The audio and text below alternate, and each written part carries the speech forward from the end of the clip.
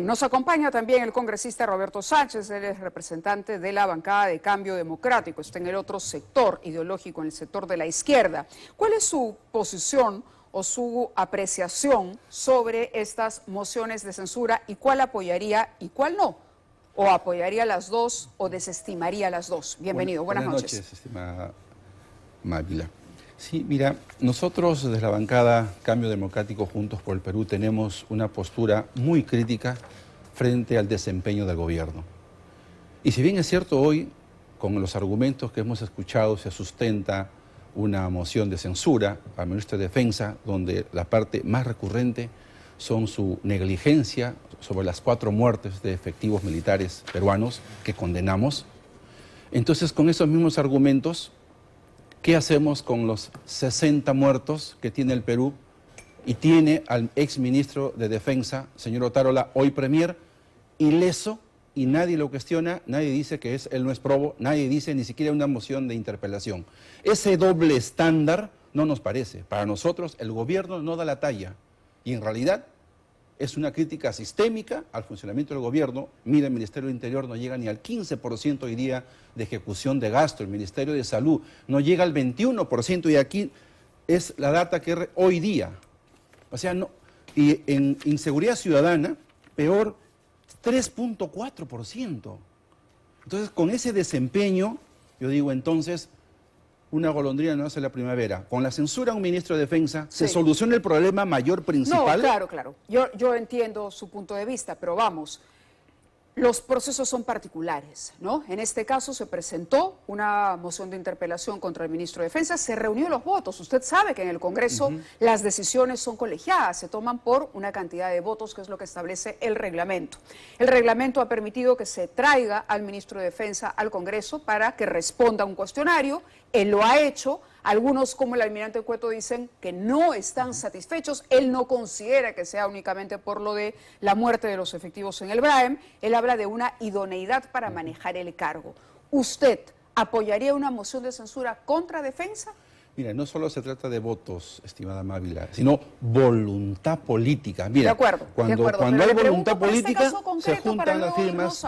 Vamos al detalle. Nosotros, a lo general, como bancada, tenemos una postura muy crítica, lo hemos oído el día de ayer.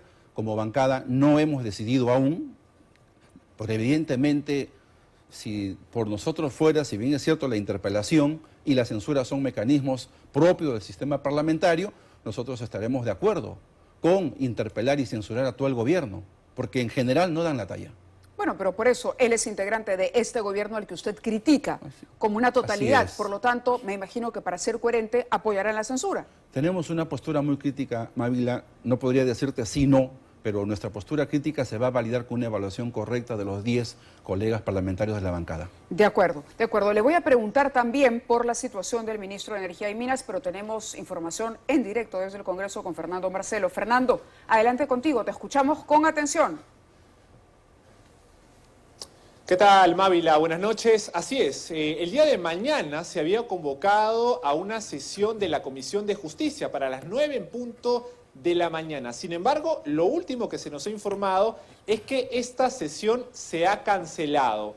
¿Cuál es el motivo, digamos, de esta cancelación a la sesión de la Comisión de Justicia, que justamente iba a haber la investigación a los miembros de la JNJ? Bueno, al parecer, lo que ha trascendido es que esto habría sido una respuesta a la decisión que el día de hoy tomó el Poder Judicial, que ha admitido un habeas corpus presentado por el abogado Carlos Paredes en favor justamente de los 7 miembros de la Junta Nacional de Justicia. La sesión estaba prevista para mañana a las 9 en punto. Se habían citado a 4 de los 7 magistrados de la JNJ, además de la congresista Patricia Chirinos, que es la que ha venido impulsando Fernando, perdóname la interrupción. Pero finalmente la presidenta de este grupo de trabajo, Yanet Rivas, ya ha cursado oficio y ha determinado que se cancela la sesión, lo que ha generado bastante sorpresa, incluso entre los propios integrantes de este grupo de trabajo, como la parlamentaria Ros Luque, que ha manifestado hace unos minutos que no tenía conocimiento de que se había cancelado esta sesión y que le ha sorprendido la decisión que ha tomado la congresista Janet Rivas. Solamente estaban citados estos 4 magistrados y Patricia Chirinos, y a esta hora de la noche todavía no se sabe si es que se va a reprogramar en todo caso para la próxima semana o es que va a quedar todavía como un pendiente en la Comisión de Justicia, pero la información es esta, que se ha suspendido ya de manera oficial la sesión que se había programado para mañana a las 9 en punto de la mañana, Mávila. De acuerdo, Fernando, gracias por la información. En efecto, se ha suspendido, no sabemos si guarda relación con lo del Poder Judicial, porque el Poder Judicial lo que ha hecho es admitir a trámite este pedido de habeas corpus. A trámite, es un trámite de oficio, todavía no ha tomado una decisión final sobre ese recurso, pero en cualquier caso sí sabíamos de esta suspensión, entonces no sesionará mañana, con lo cual corre el calendario y con lo cual se perdería un día de los 14 que tiene la comisión para investigar a los magistrados que conforman la Junta Nacional de Justicia. Muchísimas gracias por la información, Fernando Marcelo, desde el Congreso de la República. Retomamos nuestra conversación con el congresista Roberto Sánchez y nos referíamos ahora a la situación del ministro de Energía y Minas. Usted ha escuchado al almirante Cueto desde el otro lado decir que el ministro de Energía y Minas no está capacitado para conducir este sector, que la situación de Petroperú no da para más, que hay conflicto de interés y falta de idoneidad. En ese caso, ¿usted coincide con esas críticas? De acuerdo con una interpelación que permita que el ministro concurra al Pleno y se empiece a discutir y a poner en evidencia todos los actos, ya sea a nivel de gestión de la política de hidrocarburos del país, así como cualquier otro acto en materia de probidad o idoneidad. Lo mejor es siempre allanarse y concurrir, no escabullirse. Así que si está interpelado, igual, ¿no? La interpelación significa también la posibilidad de una censura. Estamos hablando ya de una censura porque el ministro ya fue interpelado. Le pregunto, ¿para usted debe ser censurado Energía y Minas? ¿Vera Gargurevich debería irse del gabinete? Mire, no hemos leído nosotros los sustentos adecuados, ¿no?, de esta moción. No hemos visto que se estaba corriendo para aquí, para allá por el tema de firmas, ¿no? Pero es evidente que hay voluntad política, ¿no?, para censurar. ¿No es cierto? Vamos a tomar conocimiento del documento para ver qué es lo que se está invocando. Indistintamente de ello, saludamos que esté en el debate público todos los temas relacionados a Petroperú, a Perú Petro y la materia de políticas de hidrocarburos del Perú. Porque igual, ahí hay una controversia, 2 puntos de vista encontrados, como ocurre también con la política, con la Junta Nacional de Justicia. No termina, congresista, de ser muy claro. Sí. Si finalmente todo el gobierno está mal, retirar a 2 ministros, digamos, es coherente con ese pensamiento general. Pero usted no termina de tomar una decisión en ninguno de los 2 casos. Sí, lo que pasa es que yo te digo mi opinión personal, no puedo tomar el nombre de la bancada para eso. Desde mi punto de vista, yo te he expresado y es coherente con eso, ¿no? Por mí, yo diría, señora Dina Boluarte, renuncie. No, señor está bien, pero renuncia. no se ha presentado una moción de censura con 33 firmas en contra de Dina Boluarte, ¿me entiende? El asunto, le pregunto por la noticia de hoy. Personalmente estoy de acuerdo, sí. ¿Usted está de acuerdo con la censura? En los 2 casos. Así es. En los 2 casos, Defensa y Energía y Minas. Pues bien, vamos a presentarles ahora una nota que ha preparado nuestro reportero Marlo Rojas. Es una nota sobre el pedido que ha hecho el líder de Perú Libre, Vladimir Cerrón, ha solicitado al Poder Judicial un permiso para viajar a un evento en Rusia. Se trata de un congreso aparentemente académico. Él, como ustedes saben, está envuelto en una serie de procesos judiciales y bueno, vamos a esperar cuál es la respuesta. Pero ¿qué podría haber detrás de este viaje a Rusia? Marlo Rojas con la historia. Moscú, la ciudad dividida por la guerra con Ucrania, será la sede de la conferencia parlamentaria Rusia-América Latina, un encuentro estratégico que convoca a líderes de la izquierda extrema latinoamericana, como los presidentes de Nicaragua, Daniel Ortega, y Nicolás Maduro de Venezuela, entre otros mandatarios y políticos. Evento internacional al cual ha sido invitado el líder de Perú Libre, Vladimir Cerrón, quien cuenta con 30 procesos judiciales en el Perú. ¿Cómo podría beneficiarse Cerrón con este viaje? Eventualmente, no solamente con contactos políticos, sino con algún tipo o una clase de financiamiento o cooperación desde el punto de vista para desarrollar sus actividades políticas. ¿Con miras a una posible postulación presidencial? Eventualmente no podría descartarse. Quieras o no, él es un líder de un partido político nacional que tiene representación en el Congreso, que viene recibiendo inclusive financiamiento de parte del Estado. tiene toda la posibilidad de acudir a ese tipo de eventos, solamente que tendrá que tener los permisos correspondientes, ¿no? Vladimir Cerrón pide permiso al Poder Judicial para viajar a Rusia del 29 de septiembre al 2 de octubre. En medio del proceso de la investigación en su contra por pertenecer a una presunta organización criminal, cuando era gobernador regional de Junín entre el año 2010 y el 2014. No, es una invitación que nos ha acusado la Duma, pero eso tiene que pasar pues por los permisos respectivos. ¿Usted tiene confianza que le hagan ese permiso? Porque tiene claramente también que ha sido... No, pero puede quedar como un antecedente de una arbitrariedad que más bien no se quiera dar. No se está victimizando, no se está haciendo como una víctima ahí que no le dejan salir del Perú. Señor Cerrón, echa la ley, echa la trampa.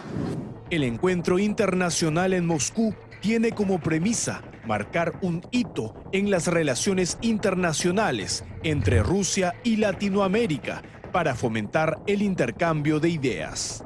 Yo creo que los pueblos no pueden estar distanciados y más aún cuando tienen agendas comunes de luchar contra superpotencias, ¿no? Y eso es lo que nos ha manifestado. Pero el Perú también debería luchar en esta superpotencia. ¿Contra quién exactamente? ¿Ahora contra Estados Unidos? ¿Perdón? ¿Cómo? ¿Contra qué superpotencia se está luchando? Bueno, hay potencias que tienen intereses, pues definitivamente en el país, ¿no? Siempre lo han tenido históricamente, eso ya lo sabemos. Sin embargo, para Andrés Gómez de la Torre, exdirector de la Escuela Nacional de Inteligencia y experto en geopolítica, la verdadera intención de Rusia sería gestionar financiamiento para campañas presidenciales en Latinoamérica con el objetivo de copar el poder en la región. Se supone que va a buscar ahí adhesiones políticas, eventualmente financiamiento para consolidar algún tipo de proyecto político que lo debe tener en mente para ejecutarlo y ponerlo en marcha. Más allá de la convergencia política, es obvio que Rusia está siendo muy generosa para financiar colectividades, partidos o agrupaciones o prensa que sea favorable a sus intereses en el marco de la guerra con Ucrania. Pero no sería la primera vez que Perú Libre participa de un encuentro internacional. El año pasado, Waldemar Cerrón y el congresista Guillermo Bermejo participaron del Seminario Internacional de los Partidos y una Nueva Sociedad en México. Será inaugurado el Seminario Internacional por la Vida y por la Humanidad. Muchas gracias.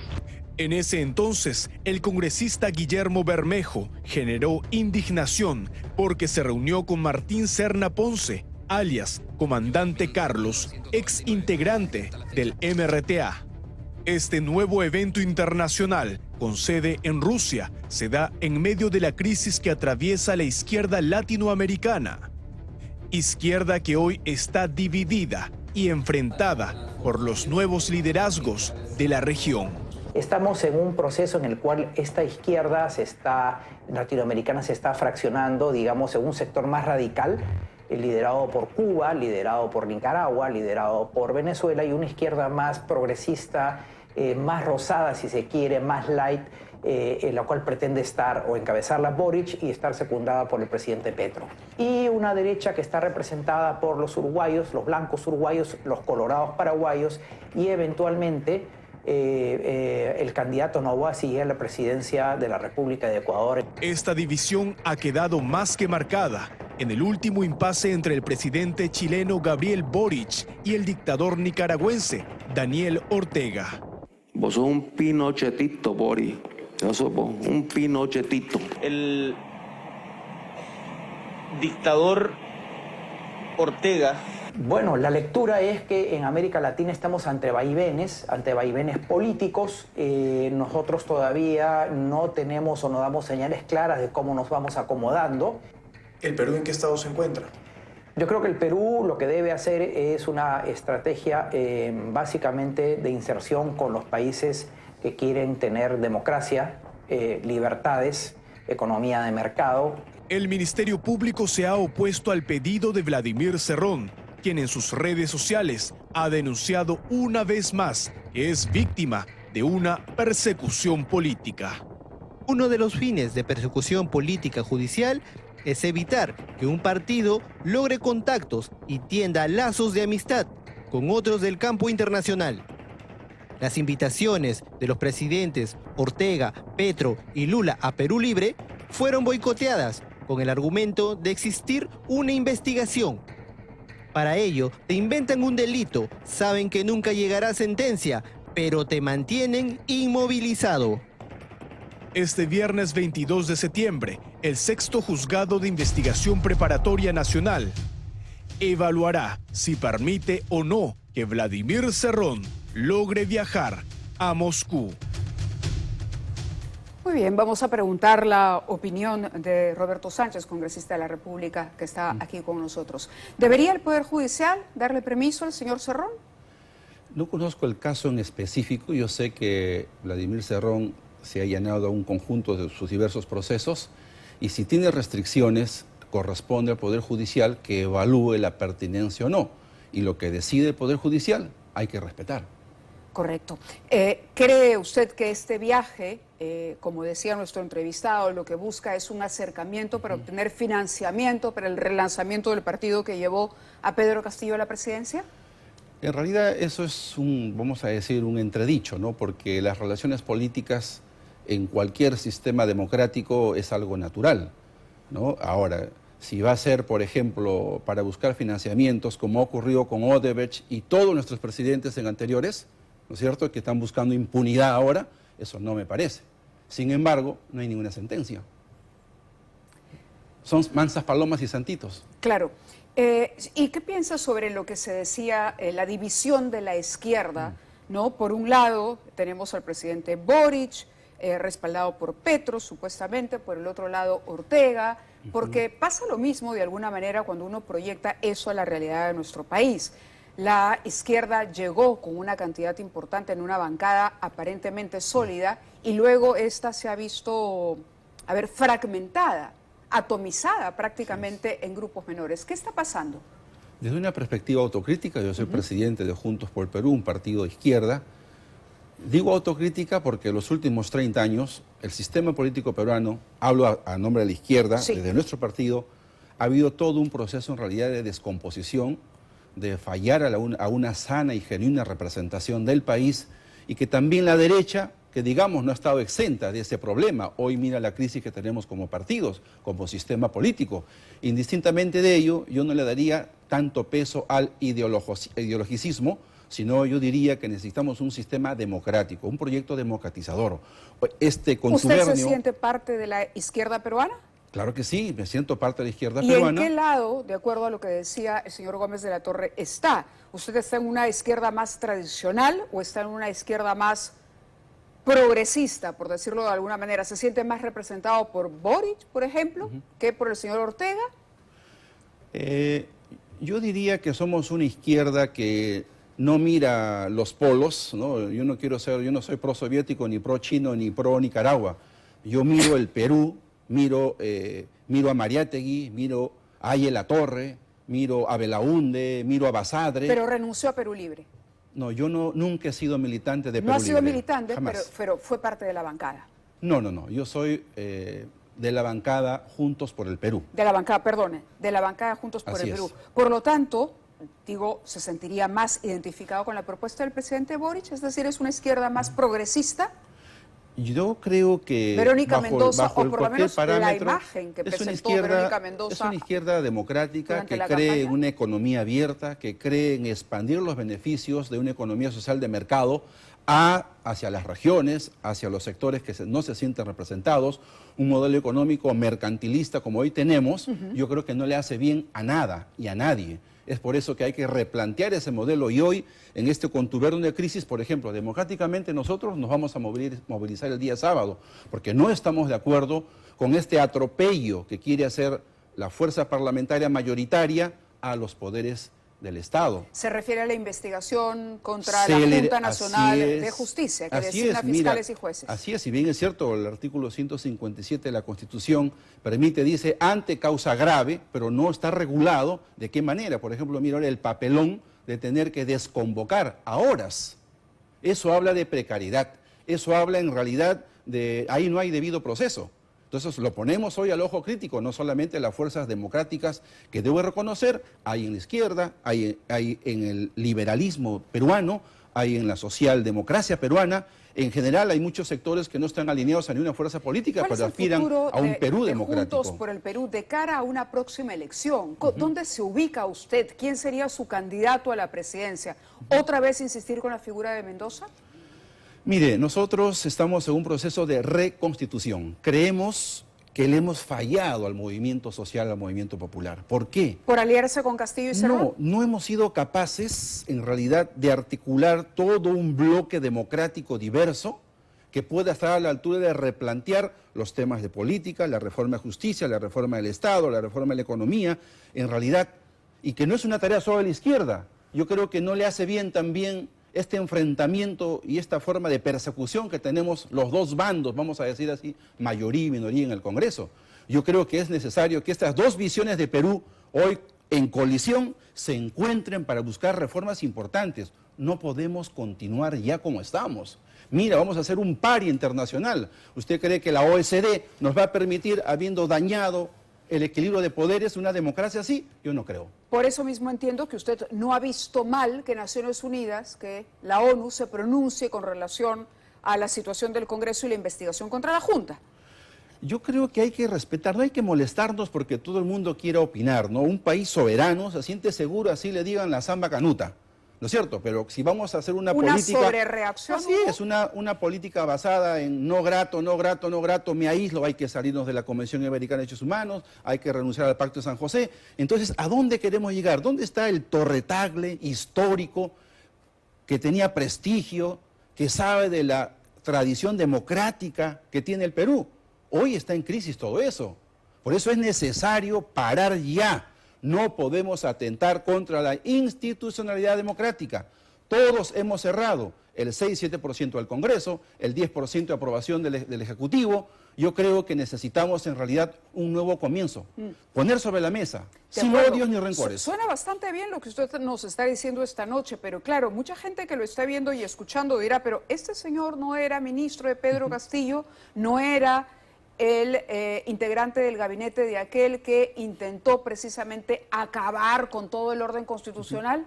Y por esa razón, siendo de un equipo dentro del Ejecutivo que jamás apostó por esa salida, si no recuerdas, la Carta Democrática, el diálogo, la tregua política, el consenso que nunca se quiso dar. Entonces tiene que haber, usted ha dicho, hemos fallado. Por lo tanto, ¿usted siente que fue un error ser parte del gabinete de Castillo? Mire, sobre el pasado podemos hacer toda una explicación. Pero es que si uno no analiza el pasado, como dicen, el que pierde la memoria repite el error. La perspectiva autocrítica es que como sistema político no hemos dado la talla. Hoy necesitamos, no con ese sentido culposo, sino de responsabilidad, que la justicia determine todas las ilicitudes y los actos presuntos de corrupción. Caiga quien caiga. La responsabilidad de asumir gobierno. Claro Era que la sí. primera vez que la izquierda ganaba esa posibilidad, ganaba la posibilidad de gobernar el país. Y fíjese usted lo que pasó. ¿Cómo va a quedar para la historia este primer gobierno de izquierda con las consecuencias que hoy estamos viendo? Es más, con la incapacidad que usted mismo acaba de reconocer aquí, que no tiene ni siquiera la señora Boluarte. Digamos, que gira un poquito mejor el timón, o por lo menos no ha puesto ministros tan cuestionados y tan incapacitados como lo hizo Castillo. Gira el timón, pero la ejecución presupuestal es peor.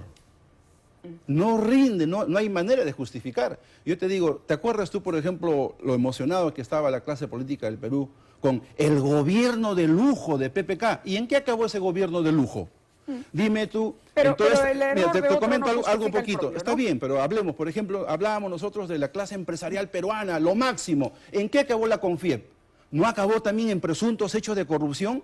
Haciendo bolsas para las candidaturas de uno u otro. O sea, está desestimado el tema de la CONFIEP en el caso que palabras finales, por favor. Palabras finales. Mire, yo creo que es el momento de reconocer autocríticamente en que hemos fallado el sistema político peruano, clase empresarial, clase política, sistema de justicia, la ciudadanía, los partidos políticos. Y hoy, trazarnos tablas para ver cómo reconstruimos este desmadre. El niño global podría ser la gota que rebolsa una turbulencia que no tenemos idea cómo va a pasar. Y el gobierno no asiste. Ayer el primero Tarola fue citado a la Comisión de Fiscalización para rendir cuentas sobre el Se niño excusó, global y no se fue, excusó. pero igual no fue. La De acuerdo. ausencia dice mucho. De acuerdo, yo le agradezco que haya estado con nosotros y haya podido compartir con nosotros sus impresiones sobre los últimos acontecimientos en el Congreso gracias, también. Vamos